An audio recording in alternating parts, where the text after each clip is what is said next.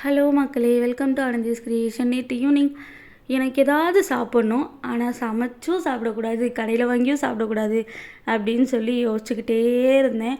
அதுக்கப்புறம் தோசை மாவு கொஞ்சம் பேலன்ஸ் இருந்துச்சு, அதில் நாட்டு சர்க்கரையை போட்டு நிறைய நாட்டு சர்க்கரையை போட்டுட்டேன் போல். செம்ம ஸ்வீட்டாக இருந்துச்சு.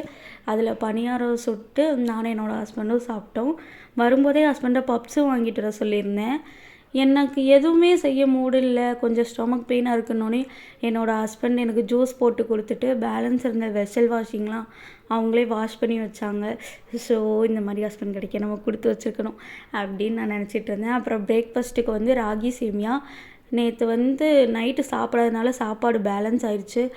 அதனால் பொட்டேட்டோ ஃப்ரையும் அதை சாப்பாடு பழைய சாப்பாடு தாளிப்பாங்கள்ல, அந்த மாதிரி தாளித்து சாப்பிட்டுட்டோம்.